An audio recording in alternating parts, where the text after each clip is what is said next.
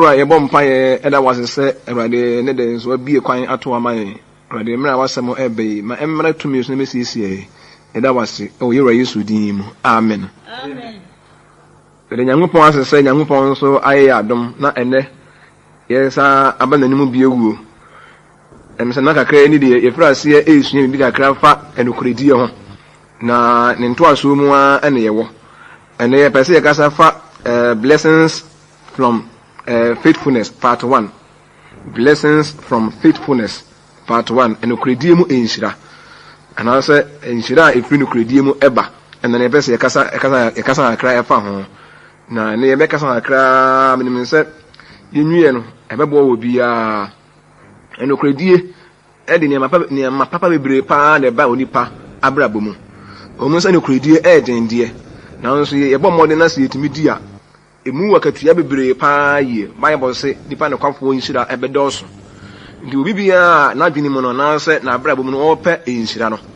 And send the panon so a man of Credi, a dorson on a Brabum, and in Shiran so to me a dorson. On Kai Proverbs 28, 20. Or say, Unipan of comfort in Shira Ebedos. Now, dear, all pentem and yan and horn, and yet a sort of. I never could moon say was any pan of comfort. When you see a baby brave, you'll be the no cry. In Shida, a primo banner, yana a dawson. When I per se a casa fat, in Shida be a binya no honam from Napi Yangopon a pensua. In Shansua a be a partuno so. I have one young who is there be a bit to me up, I won't home from any a day. Was any pan of comfort in Shida a bed dawson. Na Obia or pen tem and yana horn. One yet or trotto, so be better when yet can tend to more. Say any panel. Be you when I say one time for a quampasso. Now, a dimuso be no one so a breno. Or say the open hunya or in Tamsono. A hunya near bonnet, then say, open say, unya hun ten more. Ube koja never be emfa and Cosovia so emerald. To see the pan of comfort in Insula a baby brave. To your peninsula dear, and the never say if I say ampa, it didn't cry. Yankopon ade aisha to say udi no kura o ma enhyira bebre no abeto e wo abrabo mu ena ade ba ko a ehun se e wo no kuredi mu nso ba ko ne se ya na obidi e no kura obia wo wiase na so obidi no kura ya na eye wo de sanso na wo so hun se ne wo so du obi no kura nso e be ye ne de bible se ade bi e mpese nipa anyema mo no mo nso mo nyema wo mo saa so bi ka no kura e kire wo kotwa de na ade na akotɔ no obi e na wo kura na wunim na obi e wonim o afidie we de enye na ampasa no kra no ka kire wo na bi ama wan koto sika nwa e be ye wo de ana obi e wonim mu di ho adanse kire so afidie na ye pa na akoto na sa afidie na edibuwa wo a enso o ka no kra kire wo no aboa the same thing na say obi ye kan obi di no kra na se teme boa wo de a na so hunu se so udi no odi obi no kra nso a se de te bia no nso no e be nipa no nso ede amra ohe ba okanya ohenya ngopon asemu a ngopon nsa bebre pa ne boshe bebre pa wa yehye fa enokredi ho se nipa kora hunu se wan kasa no wo ye no kwafo a otimi ti wudi ade ba akwa me hu nipa ya abrabom ani nyameso mu ne se sa woto na nipa hu se asemesi ana benten wo ye no kwafo a nipa otaaji wudi bebre na afi onyamu awrehemu hunu se anya de bia obetimi adaada no hunu se wontimi ntwa ne nkontompo hunu se wontimi eni ne hwammo nti emana ko atimi ne ho etoso na otimi etraso obibia mu na se nipa de do no ayedi no kran so ema nipa koma ene na adwene kora so timi baye nso obi e behu sasemesi ye no kwafo no ana asemesi ebia waka no kore no ema na adwene kora timi bawo so na nakoma nyina so otimi de nakoma nyina so ema na afi nso etimi ma nipa kora so etimi pawasem na ma nipa so timi boa do no a nipa yetimi eka no kore ana yetimi di no kore wa abrabo mu no ema nipa kora etimi epa ya asem nipa nso timi agye atum ewo abrabo mu na ema nipa nso se medika aka no ma nipa koma eba wo so na yakonya ngopo asemu ebe hu se obi de se Daniel na wo ye ne kwafo pa ye ewo adwuma na wo ye emu adwuma na wo ye no onka Bible na wo ye nipa kase pa ye pa ewo mega sabia ohene Darius abreso na Daniel nso nipa kase pa ye do odi no kore ye pa nso ma wo hene ntinam ohene nso penasem pa ye pa na fo ohene koma wo no so na ohun de wonye no ho Daniel ho ti afa ye kwa na opesen kodi ahema ni nyina kora ehye Daniel nsa nanka koye sen ko hini ni ho a nanka Daniel mu ma abaye se wono abaye na bedi akire nanka abaye assistant nanso no na ebia na ni na na gbe mu na enne kuredi enka Daniel 6 Daniel chapter 6 verse 3 to 4 wasina Daniel yi chen abrempon ene amantam ahemfo no epirese na honhom mu a echen so ewonimu na ohene no ye de no asi ahema ni nyinaa so ena abrempon ne amantam ahemfo no hwe se obinya Daniel ho asem bie ahenie no fam na nso wanya asem ana boni bia epirese na odi enokore na ohun ne ho mfom so ana boni bia ase me hu no se Daniel tamo na ohene no epese ebia na koma wono so na Daniel adwuma mu a adwuma na wo ye no wonim adwuma no na wo ye adwuma nso manipa neje owon totoye na bibia ye kama ne kuredie pa na Daniel edi adwuma no ema ohene akoma ba no so pa yie pa tin enkrofo a na wo mo ho a na meka se ebia o mo ne adwuma nyina no na fe professional jealousy bi eba na fe asa ni bre bi aba to mo hwe se mbenya Daniel ho asem bi o ahenie ne fam o mo anya adwuma mo so book mu o mo anya se bibia mu bison ka Bible no se na odi no kore pa na se mi hu se odi no kore na se nipa kore pese wonya fault bi wo ho a ya no won ta anya so o hwe akwa mu anya se wo hunu bone bia na wo hunu ade bia entini bia wo ho se wo adwuma mu se wo asori mu wo abusua mu na se odi no kore na ototo bibia ye kama aye ba obunhunta pepepe ye fiwura ototo bibia ye kama se nipa bi kura onu kuredie ene wadwuma pa a wo ye se bi bese bia wonya ho asem bi kura kaniti awoa enam se udi no kure na ototo bibia ye kama no ntino na nkontompo bia ne wadwuma ye mu no ema nipa kura no se nipa pe mfomso bi wo ho a wonya gise ebia meka se ebia intwanto so ndi eno kuredie hoyi agie firi ezosohwe impidie ene no enema boni bebre no amu se nipa de tewo a anani pa pese bia edo fa kwamboni bia nso ewo adwuma wo ye ho a anam se sika enya sika ni se wudi wuni bibia nkata bibia ye janiwa yesa abre bia ne nipa enya ho asem bi enka bi hu se ne kuredie no ebo bebre pa enhyira wo ne kuredie mu no emu bi ne guso a ye bobo so no onka wo nyango pa asam no nso a ohene Jehosia nso odi adwuma bi se nkrofo bi nsa na adwuma a wode hye sa nkrofo ne nsa no na eye sika adwuma na onka Bible no se na ohene ne ono mokora emu enkonta bise na ohene no mo edi adwuma ni nyina wona kuri mu do adwuma no mo ene sika ho adwuma de nanso mo ne kuredie ene enetoye pa a no mo wo no na ohene kura na fe de je se ohene kura to adwuma na mo wo mo ko no ohunu enokure bi wo mo ho a je se eboa na ono kura no mo ntrans kura nso emu enkonta na de kan se de na ade we nyina ba ne se na wo mo ayi adwuma no wono kure mu na wo mu di sika ho no kore na afi nso na wo mu nim se na afi na ohene enim se wo mu ntimi nya na kalabule bia na wo no kore wo mo ho ntia se no se nipa ehu no kuredie bi wo ya abrabo mu a emenipa trase yi na emenipa enya yemu awrishemu confidence bi etimi ba ewo wan kasa nipa no ho ewo wo ho de ye twa adwene nso nka onyankopon asam a ewo 2 Kings 22 verse 8 ya wose na nso woni won emu sika a wode ya hye won nsa no ho enkonta epirese na wo ye no nokure mu adwuma na wo mo ye no adwumadie kasi a na wo mo edie pa ne sika no na ohene na wo mo ntrase emo mo nse eho omo nse enkyere no se bia se ni se nenso ne nyina kogina se na wo mo di ne nokure mu adwuma na wo mo ye na wo me adwuma no wo nokure mu pa yie pa na no nkyere se won so wo ye adwuma na upani ana adwuma wura efra wo se bu adwuma no ho nkonta anya mfom so bisa mistake wo ho se wo hene no kra no ono mu ebu nkonta na nkyere se wanyu mu ni nkyere se bia wanyi wo mu ni ntira se obi suma wo dwem se kototo ne ma bra ana obi de adwuma bi hye won sa se sini da ama no ana ebia hwene mfidie suma no a na yesika ho adwuma na se ono bu nkonta na nkyere se wanyi wo ni bisa mistake kra bitimi aba ana de sika kra ma obi se won kai na nipa na obi de sika ma na ga so wo de se minim se untimi emomia eye wanka eye de but ebi kra na wo kai na aye nifa so na mistake aba eni se nipa na kai a omfom ye ena wanka so a omfom ye ne nso ha se no ehia hwe yie pa ha se mumia hwe ha yie pa caution ebi wo ha sei de ka na se nipa nya wo mu gidi a na se won tan so wa se wo hwe yie pa na wa mfa ho anye bone na me se wo diska koma nipa no won kai nti wo judi won kai afi be wi ase na wo fa ho ye bone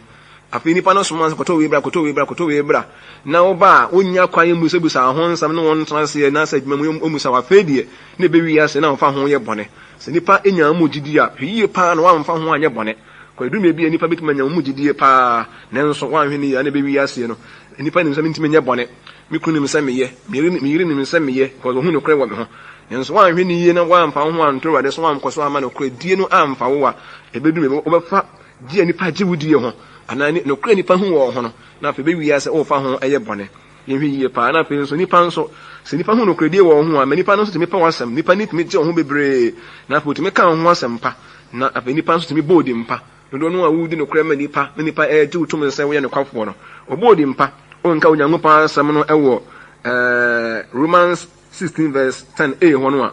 won se monchi apela a won hunu onokwafo Kristo mu se monchi apela a won hunu onokwafo Kristo mu on ha se na apela nso wade de se onokwafo Kristo mu na Kristofo mo nyina mo ne no bom so nyangopa nyina no bia ni me se apela ye nokwafo se monchi na ma me pa yie pa apolo a wade de wo Kristo mu se nokwafo a obia kana ho asɛmpa sɛ wɔyɛ nokwafo no on yɛn so Kristofo ne nyamasomfo ne yɛ ne yɛ wo nnwuma mu ne de na nkrofo nnwuma no ne yɛ nkrofo nnwuma so ma wo mo no si yɛn so yɛtimi ɛda de sɛ de apele de adi yin so a ɛde nkoso ɛba na yɛn hwɛ yie pa yɛ wabrabom na nokredie no ɛboa bebree pa yɛ pa nanso inim sɛ apele ɔde adi sɛ nokwafo no na wonye ne man sɛ bia na no nya mienu ɔkasa ma odi so na fa ɔkasa no so a ɔkasa na sɛ wodi akira bo nza de saa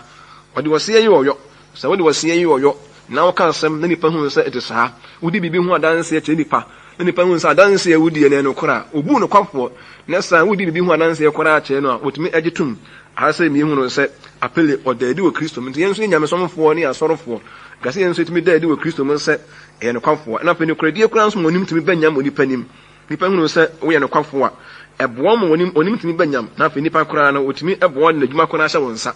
obi pɛ obi na adwuma hyɛ ne nsa ɛde ne fie hyɛ ne nsa ɛde ne bibi hyɛ ne nsa ɔpɛ nipa a ɔyɛ no kwafo ti nipa no kwafo nso me bia no ɛboa yie pa ma otumi enya adwuma ɛwɔ abrabɔ mu Mose nso Mose na sɛ etu ne fo sɛ adwuma na wɔyɛ na ɛso pa na ɔmpɛ nipa bi mfa ɔmo ntoto adwuma no ano na Mose aso etu ne fo sɛ wɔmfa nipa a wɔmo yɛ anokwafo nipa bi ɔmo yɛ anokwafo no mfa ɔmo nipa ni na ɔmo mfa ɔmo ntoto mpanini na no wɔmo ne betumi ahwɛ adwuma no so ne betumi ahwɛ ekuo no so wɔ ne kure mu ti sɛ wɔn anya nipa bi a wɔyɛ anokwafo a mfa adwuma anhyɛ ne nsa sɛ asɔre wɔ hɔ sɛ ekuo wɔ hɔ na sɛ asafo wɔn mfa nipa bi a wɔyɛ anokwafo pa ntoa no a emre bia no nipa no na no akoyɛ mienu na nsansa bebree ɔkɔ ase na ɔka wei akyerɛ wei ɔba ase nso a na ɔbɛka wei a daabi na afei Musa sesa to no fo sɛ wɔn mfa wɔn a emre pa nso ntu ekuo na no ɔmfa wɔn nipani na sɛ ɔde wɔn nipani di a emma adwuma no nkɔsɔ no mele sɛ asɔre ɛne asafo ɛwɔ hɔ na sɛ yɛ pɛnkrɔfoɔ bi de wɔn atoto ano a obi a wɔn mmere bi a ɔde no to adwuma no a adwuma no nkɔsɔ ni mo bi a wɔden ebu men nkɔfoɔ bi a wɔn tim wɔn ho wɔn wɔden paa no sɛ wɔn to adwuma no a wɔn ne tim adwuma no nso kɔso na ɔsiska ni brɛfoɔ nso deɛ wɔn wɔn nsi nkyɛn koraa yɛn nka onyame asɛm no wɔ Exodus 18:21 na wɔn nso yi ɔman no nyinaa mu mmarima a wɔyɛ den osuro Nyankopɔn wɔyɛ no kwafoɔ na wɔn nyɛ sika ni brɛ ɛna fa wɔn sisi wɔn so apem so mpani ɔha so mpani aduonum so mpani ne edu so mpani ahasɛ yɛ sɛ hasɛ yɛ de befe sɛ yɛ pɛ obi de nato asɔreya no ama na hwɛ asafo so a ɛnyɛ obi a ɔyɛ graduate ɛnyɛ obi a okura ne masters ɛnyɛ obi a watena wiase a onim ɔwa sɛbe wɔwa adwene anaa onim defoɔ ɔmo ho hia pa yie pa nyɛ professor na sɛ de ne to adwuma no ana de ne to asafo no nima obi a osoro Nyankopɔn na wɔyɛ no kwafoɔ na onimate na ɔyɛ nipa bi a wɔden na ɔno atumi take decisions ɛne obi a maybe ɛnyɛ sɛ nipa mom ne take decisions ma no da bi obi a ɔno wɔden a kyɛ sɛ otumi de wɔse yɛ ɔyɔ na wɔn nso nipa nim na wɔtumi de to nneɛma yie no and wɔyɛ professor wɔyɛ doctor wɔyɛ hwan yo sɛdeɛ nipa no tie biara ne deɛ ɔse yɛmfa nipa nokwafoɔ ɛna ɛnto Nyankopɔn adwuma no saa afutuo wei ɛna Mose de maa na sɛ ɛde maa no nti asɛ nokoredie no nhyira bebree no ara wom dodo no a yɛdi nokore no ɛde nhyira bebree nhyira wei nyinaa ɛba ma nipa pɛ wansɛm nipa koma ba wo so nipa timi boa wo kɛsɛ nipa wo ka nokore kyerɛ obe na ohun nsɛm aka nokore akyɛ na waboa no ɛwɔ no so timi ɛboa wo kɛsɛ nokoredie nhyira bebree no ara wom bebree pa yie pa na pe nso sɛ nokoredie nso edum ebi nso a etimi de bɔ ne fafiri koraa ba sɛ nipa wo yɛ nokwafoɔ na sɛ odi asɛntene na wo hwɛ nokore a Onyankopɔn koraa etimi de ɔbɔne koraa nso ɛkyɛw ebi sɛ woyɛ bɔne a sɛ de te bia bɛka bɔne a kyerɛ Nyankopɔn bɛka no nokore mu ndi ehia pa yie pa edurume bi a na Jerusalem kuro no na obia anya nokwafoɔ na nhunu obia sɛ be pa kuro mu wofa kuro mu a omu nsase mesi edi nokore onka Onyame asɛm no Jeremia 5 verse 1 awɔ sɛ munkyini Jerusalem no so na monhwɛ na munhunu na monhwɛ na monhwɛ ne mɔntene so sɛ mobɛhunu onipa bi sɛ obi wɔ hɔ a odi asɛntene na ɔhwɛ no kora na memfa mfiri no ahase de Bible no kan sɛ edurumia bi a Jerusalem kuro no ankasa mu no na ukɔmro no so na ukɔ mɔnte a unhu onipa bi a wɔ kuro mu a wɔka no kore obia nkontompo ni na adanko a wɔsɛm ɔrade sɛ monkyini Jerusalem kuro no mu momfa ne mɔntene so monkɔmro no ahodo nyinaa so sɛ monhu obi wɔ hɔ odi asɛmpa obi wɔ hɔ a wɔka no kore obi wɔ hɔ ɔyɛ no kwafo a enka me urade me ne nipa ne mfom so bɛkyɛ no na sɛ yɛkɔtena baabi a ɛti sɛ na ne ɔman bi te sɛ na no kwafo bi ani hɔ de a na ɔka sɛ wudi no kore de a ɛde ahokyere bebree no a na ɛbɛbrɛ wo baabi a nipa nka no kore no sɛ wo tena hɔ na woka no kore a wo no unya ɔhaw bebree na de ɛbɛsɛ yɛka ne sɛ yɛahwɛ ne yie a saa na asɔre koraa nso ɛbɛyɛ dume bi a yɛahwɛ ne yie asɔre bɛdume bi na asɔre da hɔ na nkɔfoɔ a yɛbɛkɔ asɔre mu sɛ nkɔfoɔ bebree no agu asɔre no kukura Bible nanso saa nkɔfoɔ yɛ kukura Bible nyinaa no na afei yɛahwɛ ne yie a na afei atoro ne nada ne nneɛma bi ɛnyɛ nko a sɛ na Jerusalem ɔnten kɔ hɔ a huhu no kwafoɔ no ahwɛ ne yie bɛkɔ asɔre mu koraa no ne yɛhu no kɔre wɔ asɔre mu na asɔrefoɔ no koraa bi ne twetwa yɛn ho nkontompo yɛwɔ yɛn ho ase kɛkɛka yɛn ho ase yɛkɔ aba ha ne aba ha sɛ yɛn ano yɛ mienu ɛba saa ɛmoa Bible sɛ ewiase awie ne beduro no ɛnokore bɛsa wɔ nipa mu nokore paa no ti bɛma Nyankopɔn nhyira a ɛnam nokoredi a yɛdie nti ɛba nipa so no ɛbɛbɔ nipa ti yɛn hwɛ yie paa sɛ nokore ɛsa ɛwɔ wɔ mu die a ho sɛ nipa mode mpa nipa nkamfo nipa nyiwaye na afei nya die bɛnso nipa bɛboa wo obi eni wabɛtwa obi nkontompo ma ne ho akyerɛ no ma nanim ogu ase na ɔbɛboa wo ne mu sɛ wodi obi nokore na ohun sɛ wɔde ne nokore na sampa ɔmoa bia mpa a otumi de boa ɛwɔ abrabom na Nyankopɔn so nhyira nso etumi ba wo so na nokoredie nso ɛma asɛm nso etutwa ade ba akɔ mu no sɛ nipa bia sɛ tae di nokore asɛm ba na sɛ yadwene bi sɛ yɛbɛka nokore a etumi asɛm koraa na etutwa ɔbaa bi ne mogya nso etu no na wakyinkyina na woni boafo biaa saa ɔbaa no wɔkɔsɔ Yesu ataade ma ne mogya no etwaaye no wɔde hu ehintaaye na afɔ hu sɛ saa asɛm no antumi ansie na afɔ Yesu kan sɛ obi de ne nsa kame obi ahoɔden bi afiri mu mɔkɔ na afɔ amanfo ikasa awura nipa bebree no na atwa ho ahyia tie de ne obi ho bɛpemo no kan yɛsa na me kyerɛ ahoɔden bi afiri mu yɛ de bɛ ɛkɔ ti ɔbaa no nso ɛte na deɛ bɛ na wɔsɔ ɔbaa no yɛ onka Bible nhwɛ ɔbaa no edi no korɛ ohun sɛ asɛm no yɛka no yɛne no ya mo ne din deɛ nanso ohun sɛ ɔno na deɛ yɛka no wɔne no enti ɔbaa ɛbɛyi ɛbɛka onipa nyinaa nim sɛ ɛyɛ mmea ɔma Yesu yɛ ne kwafoɔ onka Luke 8:43-48 ya wɔsɛ no ɔbaa wɔnya mogya hwie go mfrinhyia dumienu ne obia antumi ansa ne yade befi n'akyi bɛka n'ataadeɛ ɛnwo na munum hɔ a mogya guo no etwaayɛ na Yesu kan sɛ hwan na ɔka me na wɔn nyinaa ɛsa na Petro kan sɛ owura nkɔfo kokɔ ya kyerɛ wɔ so na wɔmiaw na Yesu sɛ obi aka me na mahunu sɛ ahoɔden bi afiri mu mɔkɔ na ɔbaa no hunu sɛ wɔahinta no wɔde ahomopɔ bɛhwɛ Yesu n'anim na ɔka adekɔdeɛ nti ɔka no ne sɛ deɛ ne ho saa no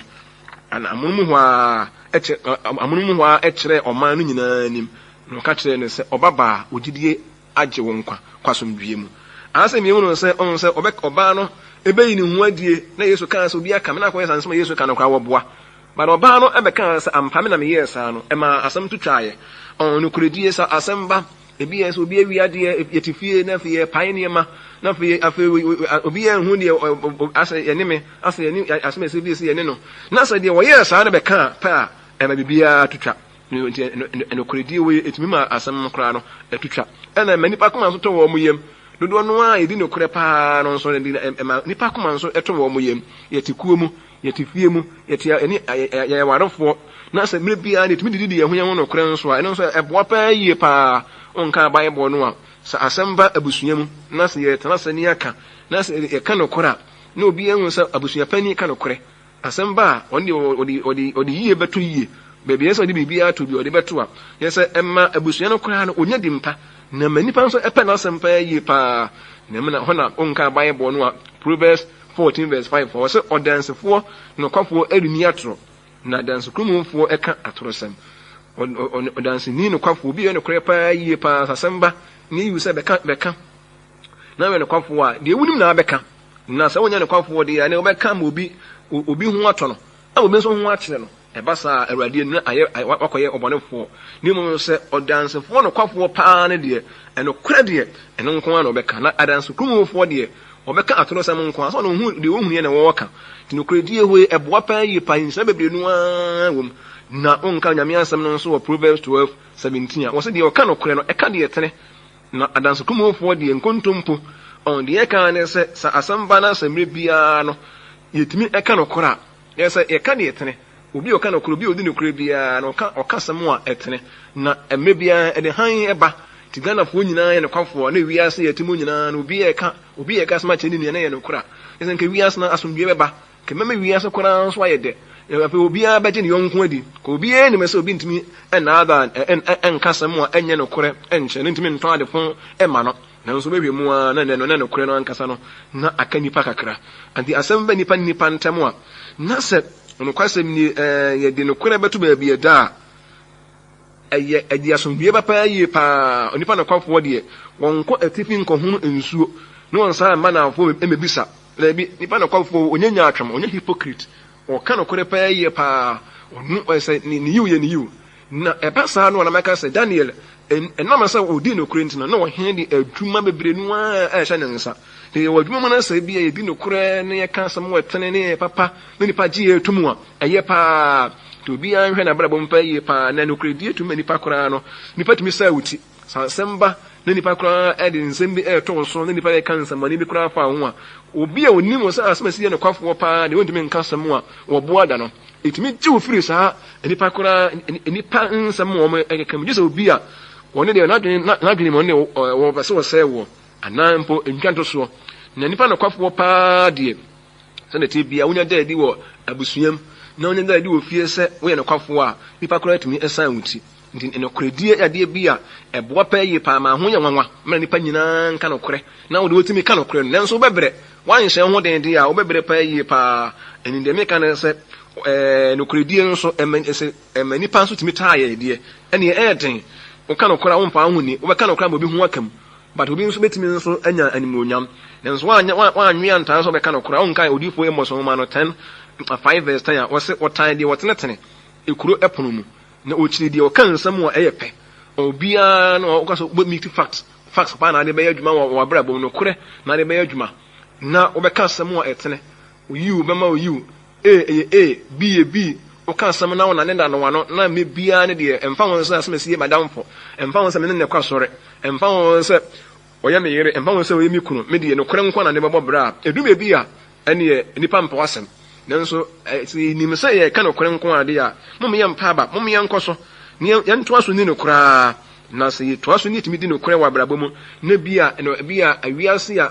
mutina ye den na nipa bebre nu a ntimi nka no kore nti afi de yenso be se ye ka no kura enhyira we nyina no ye nsanka ti ye ka se enhyira me nka se odi no kura benya sika ti ye fe odi no kura no nya sika da be odi no kura wan ka se wasum bejo na ubenya Nyankopon ahenni nipa be kanfo nipa be kan ho asempa nipa be gi watum ni mo hwe yie na wan fa ho anye bone bebre de hu nipa ho se nipa ye gi nipa tumu no nipa ye kanfo nipa no afi be wi ase no na ofa ho ye bone enti ene obi a onim se wontumi eni no kure wona brabo mu no omma asemi nkasa nche no mfrase no mfa Jesus Christ na oni no kure ye mo mpaye Yesu rajai de ni monyam na ase ma wasem Awurade Nyankopon odi abai esre wo a ma asem no ntra yi mu na de onim wo no wonfa asemi nso ntimi hu na onya nhyira mfre wo nkyai eda wase odin mu amen Apostle Kwate and Amote Minkai. So we be verse ebia or himachira kwaya. Na ohia putu bi ana mpayebo ana kwankyere bia obetumi aframe 020 8123 945 020 8123 945. No be so otwere yen so a be so otwere me nso obetumi atwere End Time Message Ministries International Boss KS 9228 Boss KS 9228 Kumase. Na se ohwe anuanom End Time fo nso akira kwaya obenya ye Kumase ene mmea aka Everybody in Shiramo. Amen. Amen.